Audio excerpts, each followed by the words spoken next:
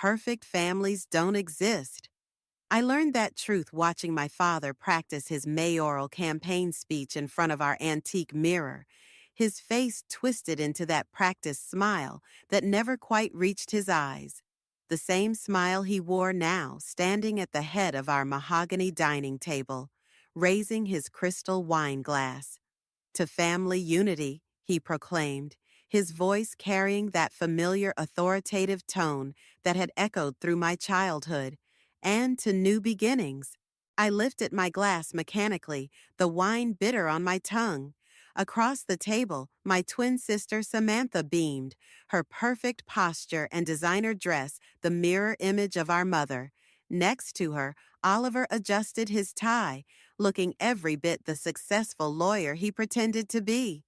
Michelle, my mother's voice cut through my thoughts, sharp as a blade. Do fix your posture, dear. We're not at one of your creative gatherings. I straightened, catching Tom's sympathetic glance from beside me. His presence, in his clean but clearly non-designer shirt, was like a breath of fresh air in this suffocating room. As I was saying, my father continued, this mayoral campaign represents not just my ambitions, but our family's legacy. We must present a united front. The Sanders name carries weight in this town, and with it comes responsibility. The words washed over me like a familiar tide of expectations and obligations. I nodded at appropriate intervals, playing my part in this carefully orchestrated performance. But then something changed. My father's phone buzzed. He glanced at it, his practiced smile faltering for just a moment. Excuse me, he said, stepping into his study. Important campaign business. Perhaps it was the wine, or maybe just 27 years of suppressed rebellion, but I found myself drifting toward the study door, which hadn't quite closed properly. Listen carefully, my father's voice hissed, all pretense gone. We had an agreement. That file stays buried, or things will get very unpleasant for both of us. Do you understand? My heart hammered against my ribs. I'd never heard that tone from him before. Cold, threatening, almost cruel. Everything all right, Michelle? Oliver's voice made me jump.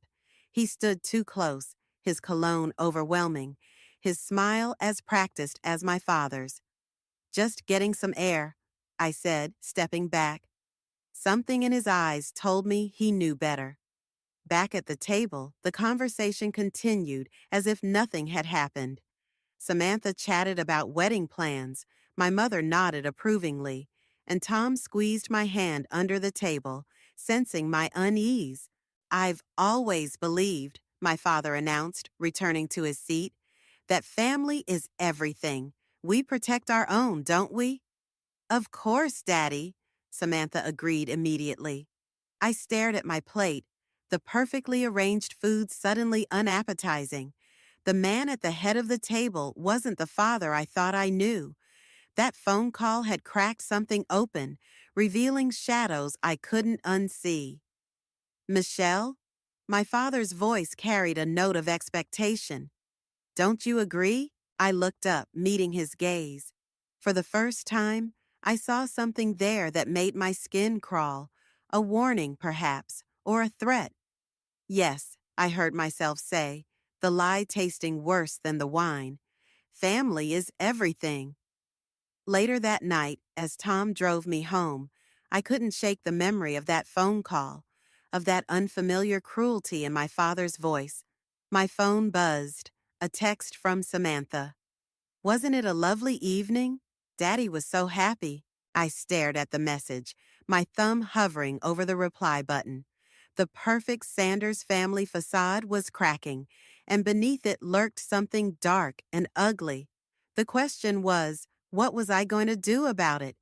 3 days after that dinner, I sat in Samantha's pristine downtown office, watching her arrange her designer pen collection while I gathered courage to speak.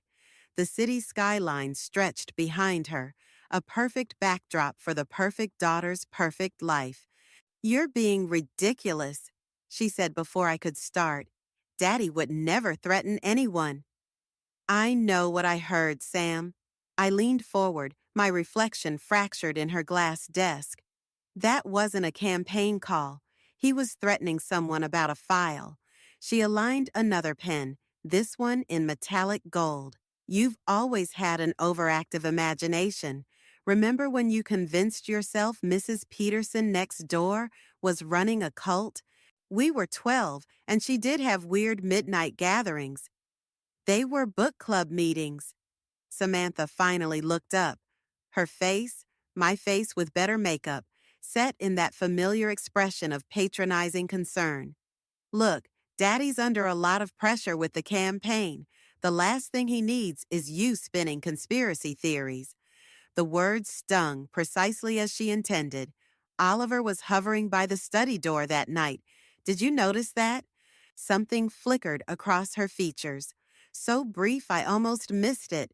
Fear? Uncertainty? But then her professional mask slipped back into place. Oliver was being polite, checking if Daddy needed anything. Since when does your fiancé play errand boy? Stop it. Her voice cracked slightly. Just stop. Everything's finally perfect. The campaign, the wedding plans, my promotion. Why do you always have to dig up problems? I stood up, my chair scraping against the polished floor. Because someone has to look past the surface, Sam. When did you become so afraid of the truth? When did you become so determined to destroy our family? She turned to the window, but I caught her reflection, the slight tremor in her jaw, the way her fingers curled into fists. I'm trying to protect you? From what? Our successful father? My wonderful fiancé? Your paranoia is getting out of hand. The door opened and Oliver stepped in, his timing too perfect to be coincidental. Everything all right, ladies? I thought I heard raised voices. Everything's fine, Samantha said quickly. Too quickly. Oliver's smile didn't reach his eyes. Michelle, always a pleasure. Though shouldn't you be at work? Or does freelancing mean unlimited coffee breaks? Before I could respond, my phone buzzed. A text from Tom. Found something. Meet me at the shop. Important. I need to go, I said, gathering my bag. At the door, I turned back. Sam, just be careful, please. She didn't respond, but I saw Oliver's hand settle on her shoulder, possessive and controlling. The sight made my stomach turn. Tom's auto shop was a welcome change from the sterile office tower. He was under a vintage Mustang when I arrived, but rolled out immediately at the sound of my footsteps. Remember how you asked me to look into your dad's old business ventures? He wiped his hands on a rag, leading me to his office. Well, my mother still has connections at the school board. She found something interesting. He pulled up an old newspaper article on his computer. The headline read, Local Education Initiative Collapses, Investors Left in the Dark. This was 7 years ago, Tom explained. Your father was involved in a private education venture. It went bankrupt under suspicious circumstances, and look who handled the legal proceedings. My breath caught. There, in a grainy photo, stood Oliver Grant, looking younger but wearing the same calculated smile. They knew each other, I whispered. Before Samantha, before everything. They've been working together. Tom squeezed my shoulder. There's more. The missing file your father mentioned? I think it might be connected to this. The bankruptcy proceedings were sealed, which is unusual for a private education venture. I stared at the screen, pieces clicking into place. Oliver's not just marrying into our family by chance, is he? Doesn't look like it. My phone buzzed again, another text from Samantha. I'm sorry about earlier. Maybe you're right. Can we talk? I showed Tom the message. What do I do? He studied it for a moment. Be careful. If we're right about this, you're dealing with people who've been playing a very long game. I nodded, typing a response to my sister while my mind raced with possibilities. Whatever game our father and Oliver were playing, they hadn't counted on one thing. They weren't the only ones who could dig up the past. The sealed bankruptcy files were like a splinter in my mind, impossible to ignore. I'd spent a week digging through public records, following paper trails that seemed to lead nowhere. Then Margaret, Tom's mother, called with news that changed everything. The school board keeps backup records, she said, her voice crackling over the phone. Someone tried to delete the originals, but they missed these. Michelle, it's worse than we thought. 2 hours later, I sat in her kitchen, staring at documents spread across her worn oak table. The numbers didn't lie. My father and Oliver had siphoned millions from the education venture, leaving dozens of teachers unemployed and hundreds of students stranded mid-semester. Your father was clever, Margaret said, tapping a document. He used shell companies, made everything look legitimate. But Oliver, he got sloppy, left a paper trail. My hands shook as I gathered the evidence. I need to confront him. Michelle. Margaret's hand covered mine. Be careful. Men like Oliver don't take kindly to being exposed. I found him at his law office, working late as usual. His secretary tried to stop me, but I pushed past her, my heart thundering against my ribs. Oliver looked up from his desk, that practiced smile already in place. Michelle, what an unexpected pleasure. I dropped the files on his desk. 7 years ago, you helped my father steal millions from an educational project. Want to tell me why? His smile didn't waver, but something cold crept into his eyes. Those are serious accusations, and privileged information, I might add. Is that why you're marrying my sister? To keep your secrets safe? He stood slowly, buttoning his suit jacket. You know, Michelle, you've always been the problematic twin, never knowing when to leave well enough alone. He walked to his office door, closed it softly. Your father warned me about you. Stay away from my sister. Or what? He picked up the files, flipped through them casually. You'll expose us? Destroy your father's campaign? Break Samantha's heart? He leaned closer, his cologne suffocating. Think carefully about your next move. I already have. I pulled out my phone, showed him the recording icon. Every word, Oliver, every threat. For a moment his mask slipped. Rage flashed across his features, transforming him into something ugly and familiar, the same expression I'd seen on my father's face during that phone call. You stupid girl. His voice was barely a whisper. You have no idea what you're dealing with. Your father and I built something valuable from those ashes. The connections we made, the influence we gained, it's all part of a bigger picture. A picture built on theft and lies. He laughed, but there was no humor in it. Ask yourself this: if you expose us, what happens to Samantha's career? Her reputation? The Sanders name might mean nothing to you, but it's everything to her. My phone buzzed, a text from Tom. Where are you? Not safe. Get out now. You're right about one thing, I said, backing toward the door. The Sanders name means nothing to me, not anymore.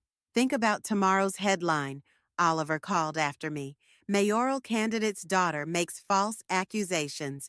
Who do you think they'll believe? The respected lawyer and university dean, or the rebellious daughter with a history of causing trouble? I made it to the elevator before my legs gave out. My phone buzzed again. Samantha this time. Where are you? Oliver just called. He's worried about you. The doors opened to reveal my father standing there, his campaign smile firmly in place. Michelle, he said, stepping inside, we need to talk about your recent activities. As the doors closed, trapping me with him, I realized Oliver's warning hadn't been a threat. It had been a promise, and now I was about to discover exactly what I was dealing with. My father pressed the emergency stop button. You've become a liability, he said, his voice eerily calm. And in this family, We deal with liabilities very carefully. The elevator hung suspended between floors, and with it, my last illusions about the man I'd called father for 27 years. The bruises on my wrists from my father's grip in the elevator had faded, but the memory hadn't. 3 days of hiding at Tom's place, jumping at shadows, wondering if every passing car belonged to Oliver or my father. The evidence sat in a safety deposit box downtown. My insurance policy, Tom called it. Margaret brought coffee and newspapers each morning, her face growing grimmer with each campaign headline. Today's read: Sanders leads polls, family values platform resonates. You could leave town, she suggested, not for the first time. Start fresh somewhere else. I watched Tom through the window, working on his beloved Mustang. And let them win? Better than letting them hurt you. My phone lit up with Samantha's 20th message. Please come home. We can fix this. The doorbell rang. Tom dropped his wrench, moving quickly toward the house, but I was already opening the door. My mother stood there, perfectly coiffed as always, clutching her designer handbag like a shield. Michelle? Her voice wavered. We need to talk. I let her in, noting how her eyes darted around Tom's modest living room, lingering on the mismatched furniture and motor magazines. Your father is worried sick, she started. Worried I'll expose him, you mean? She flinched. There are things you don't understand. Compromises we've made. Compromises? I laughed, the sound harsh even to my ears. Is that what we're calling fraud now? Your father did what was necessary. She opened her bag, removed an envelope. Oliver prepared these papers, signed them, and everything can go back to normal. Inside were non-disclosure agreements, thick with legal jargon. My hands shook as I read. You want me to sign away my right to ever speak about what they did? I want to protect this family. Her mask cracked slightly. You don't know what they're capable of. What do you mean? She glanced at Tom, who stood protectively in the doorway, then back to me. Oliver, he has connections, dangerous ones. The education project wasn't just about money. Mom, sign the papers, Michelle. Please. Her voice dropped to a whisper. Before someone gets hurt. The front door opened again. Margaret entered, stopping short at the scene before her. My mother straightened, composing herself. Carol Sanders, Margaret said coldly. Still doing Richard's dirty work, I see. Margaret Reynolds, my mother's tone matched hers. Still interfering in other people's families. Someone has to protect these girls since their own mother won't. My mother stood clutching the unsigned papers. You don't know anything about protecting family. I know your husband and Oliver destroyed my teaching career over those missing files. Margaret's revelation hit like a physical blow. Did you know that, Michelle? After I reported the irregularities, I was blacklisted from every school in the district. The pieces clicked into place. Margaret's early retirement, her determination to help me. My mother's face had gone pale. I'm sorry, Margaret, she whispered, but you don't understand what's at stake now. Then explain it, I demanded. What are they really involved in? Instead of answering, she headed for the door, pausing with her hand on the knob. Samantha's engagement party is tomorrow night. Oliver insisted on announcing it early, given the circumstances. She looked back, her eyes filled with something that might have been fear. Don't come, please. After she left, I stared at the papers she'd left behind. Tom picked them up, reading through them with a mechanic's precision. These aren't just NDAs, he said finally. They're a confession. If you signed, you'd be admitting to making false accusations for personal gain. My phone buzzed again, not Samantha this time, but Oliver.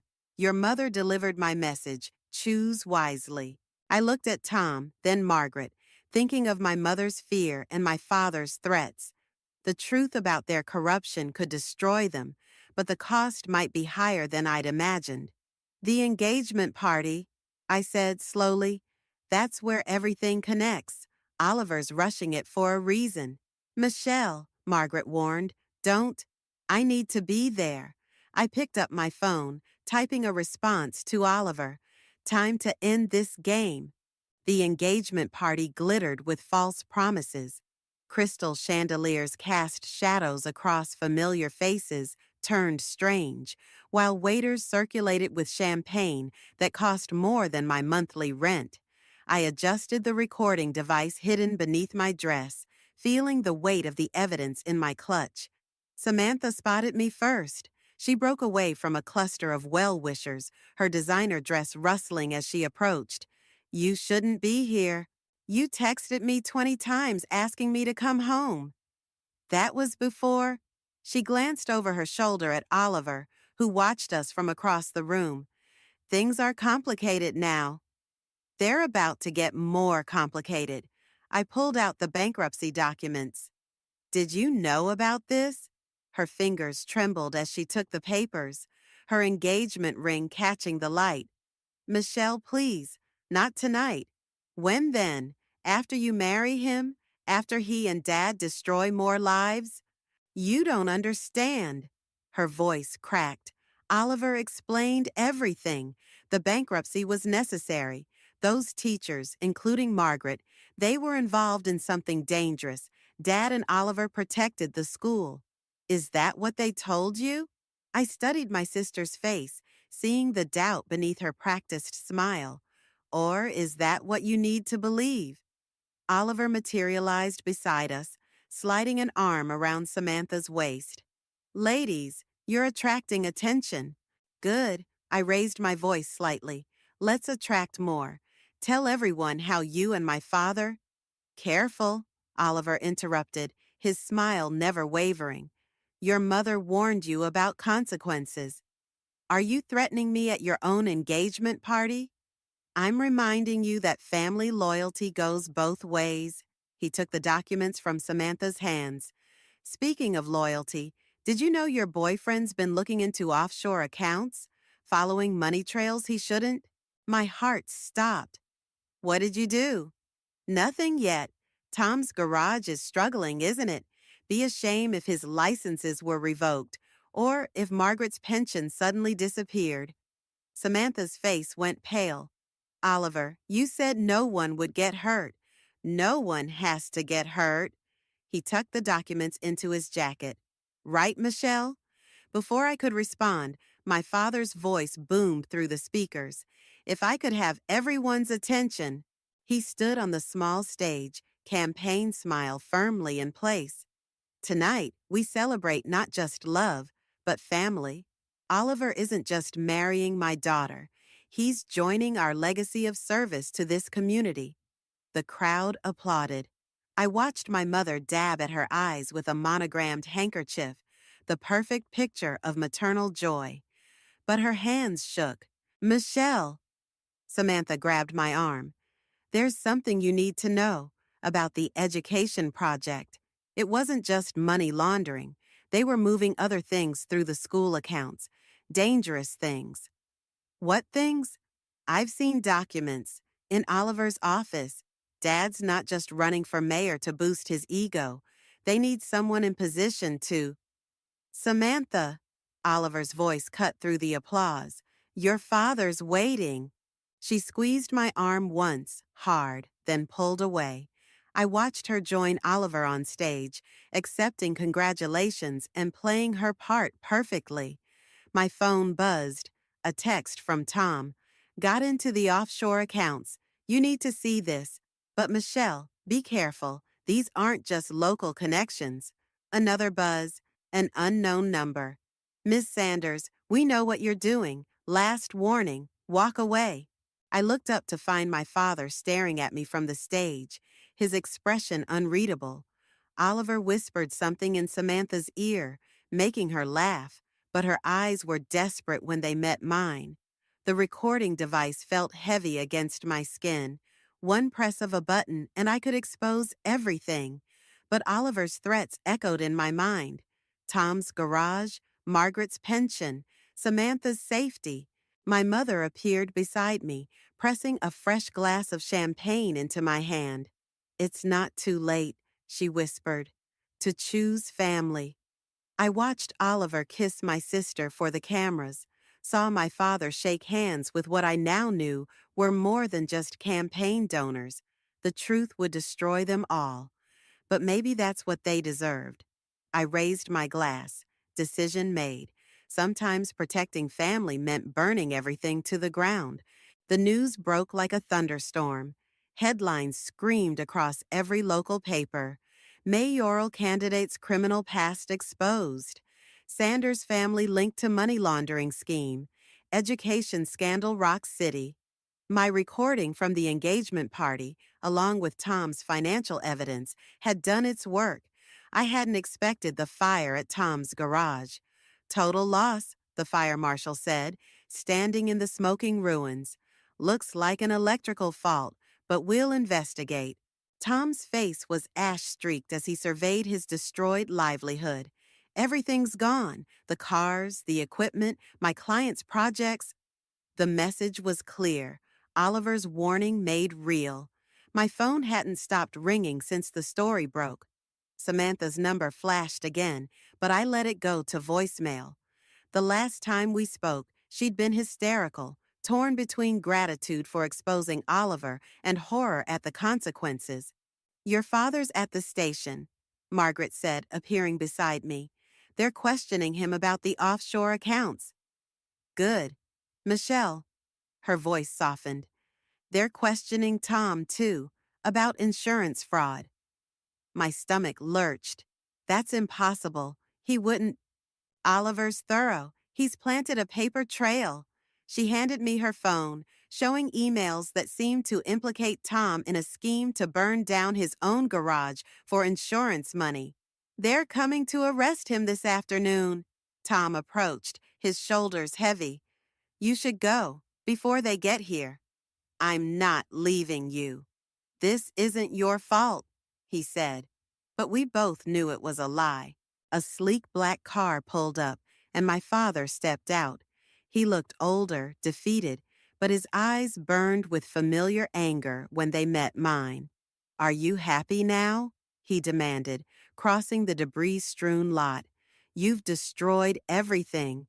Your sister's engagement, my campaign, your mother's reputation. You destroyed those things, I shot back. I just exposed the truth. The truth? He laughed bitterly. You exposed nothing. Oliver's connections run deeper than you know. By tomorrow, every piece of evidence you gathered will be discredited. Tom will be in jail, Margaret's pension will vanish, and you'll be the troubled daughter who fabricated lies about her family for attention. Police sirens wailed in the distance. Dad, I whispered, please, don't let them take Tom. Something flickered in his eyes. Regret, maybe, or pity. You chose this path, Michelle. Actions have consequences. The sirens grew closer. Tom squeezed my hand once, then let go.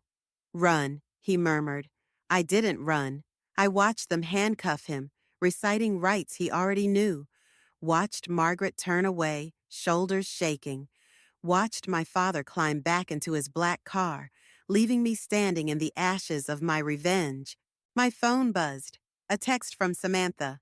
Oliver's gone, emptied our accounts. Dad knew he would. We were all just pawns. Another buzz. My mother. Come home, please, before it's too late. Final buzz. Unknown number. Ms. Sanders, perhaps now you understand the cost of justice. There's still time to recant your story.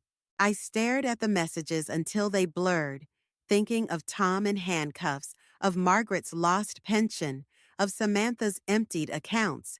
My evidence discredited, my reputation destroyed, my loved ones suffering, all because I thought truth would be enough to fight power. The fire marshal approached, notebook in hand. Ms. Sanders, we have some questions about your whereabouts last night. Of course they did. Oliver's web was complete. I'd tried to burn down my family's facade, but I'd only succeeded in burning everything else. My father's words echoed. Actions have consequences. I looked at the ruins of Tom's garage, smelling smoke and defeat. Sometimes the price of revenge isn't just burning everything to the ground. It's watching the flames consume the wrong things while the real monsters walk away unscathed. The marshal waited expectantly. In the distance, another police car approached. I had started this fire. Now I had to decide. Let it consume me or find a way to rise from the ashes. I found Samantha in our childhood treehouse, huddled in the corner like we used to hide during thunderstorms. The wooden planks creaked under my weight as I climbed in, the familiar scent of cedar mixing with rain. I kept everything, she whispered, pushing a box toward me. Every document, every transaction, every meeting Oliver had with Dad's connections. I was supposed to destroy them after the wedding. My hands trembled as I opened the box. You knew? All this time? I thought I could change things from the inside. Play their game, gain their trust.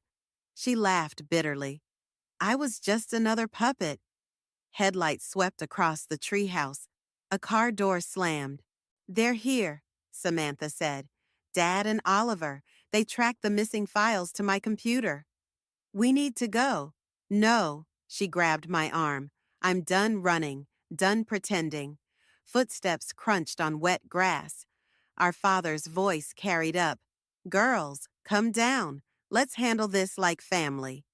Family? Samantha called back, her voice stronger than I'd ever heard it. Like you handled Margaret's career? Or Tom's garage? That was business, Oliver's smooth voice replied. Nothing personal. Everything's personal. I pulled out my phone, pressed record. Every life you destroyed, every person you threatened. Our father appeared at the treehouse entrance, Oliver close behind. In the dim light, they looked almost identical, power wearing human skin. The evidence is gone, Oliver said. Your credibility's shot. What do you think that recording will accomplish? It's not for the public. Samantha stood, another phone in her hand. It's for your real partners, the ones who don't know you've been skimming from their accounts. Our father's face went pale. What are you talking about? I'm a financial analyst, Daddy. Did you really think I wouldn't notice the patterns, the missing millions? Oliver's been playing both sides, using your connections to build his own power base. Oliver's smooth facade cracked. Richard, she's lying. Show them, I said. Samantha pressed a button. Numbers filled her screen. Transactions, dates, accounts. I sent copies to everyone. Your partners, your rivals, the FBI. Should be hitting their inboxes right about now. Oliver lunged for the phone. Our father grabbed him, surprising us all. You used me? He snarled. Used my family? Like you used everyone else, I cut in. The teachers, the school, your own daughters. We learned from the best, didn't we, Dad? Sirens wailed in the distance. Oliver wrenched free, scrambled down the ladder. Our father watched him run, something like pride mixing with fury on his face. You'll destroy everything, he said quietly. No. Samantha moved to stand beside me. We're just starting over, the right way. The sirens grew closer. Our father looked at us, really looked at us, for the first time in years. I wanted to give you everything. You gave us chains, I said. We're choosing freedom. He nodded slowly, then turned and walked away. We watched from the treehouse as police cars flooded the driveway, as Oliver was caught trying to scale the back fence, as our father surrendered quietly on the front lawn. Our mother appeared below, looking up with tears streaming down her face. I'm sorry, she called. I should have been stronger. Samantha squeezed my hand. We all should have been. Later, as dawn broke over our shattered family's estate, we sat in the treehouse watching federal agents cart away boxes of evidence. Tom's lawyer called. All charges dropped. Margaret's pension was being reinstated. What happens now? Samantha asked. I thought about revenge, about justice, about the fine line between the two. We rebuild, not their way, our way. She nodded, understanding. The truth hadn't just exposed our family's corruption, it had freed us from it. Sometimes protecting family meant destroying the lies that bound it together. The sun rose higher, casting long shadows through the treehouse slats.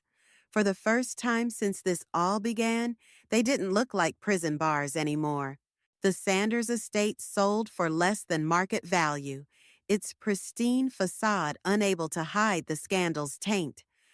I stood in my father's empty study, running my fingers over the mahogany desk where he'd built his empire of lies. The room still smelled of his cologne and power.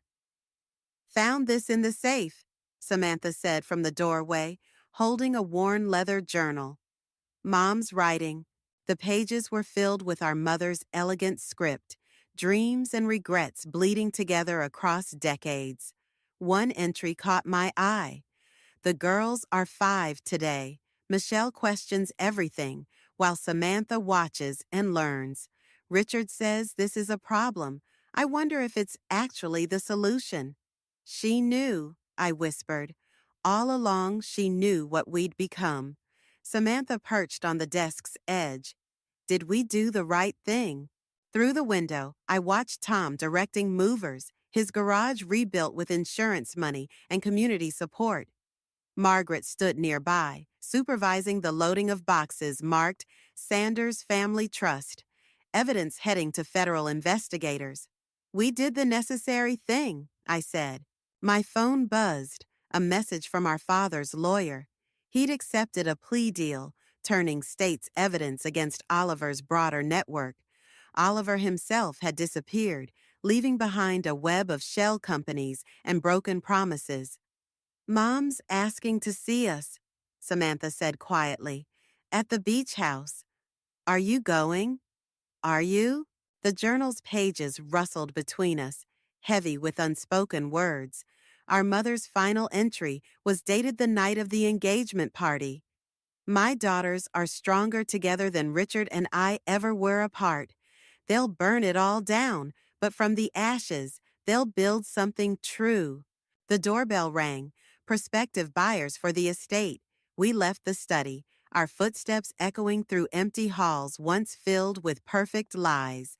Family portraits watched our exit, faces frozen in practiced smiles that now seemed more like grimaces. In the driveway, Tom wrapped an arm around my waist. Ready? I looked at my childhood home, remembering the dinner that started everything. The threat in my father's voice, the weight of expectations, the suffocating need to maintain appearances. The beach house, I told Samantha. Tomorrow. She nodded, understanding flowing between us like it had in the treehouse.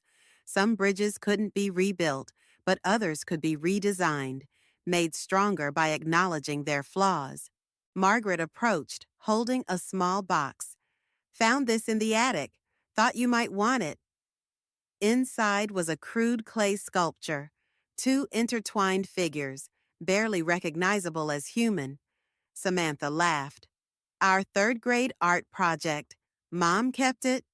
Some things are worth preserving, Margaret said softly. I placed the sculpture in my bag, next to our mother's journal. The past couldn't be erased, but it could be understood, integrated into something new. The buyers emerged from the house, talking excitedly about renovation plans.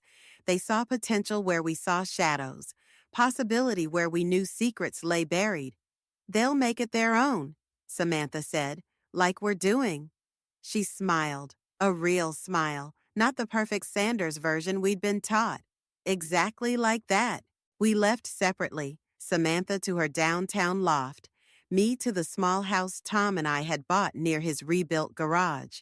The estate's gates closed behind us with a final resonant clang. Tomorrow, we'd face our mother, hear her story, decide what pieces of our old life were worth carrying forward.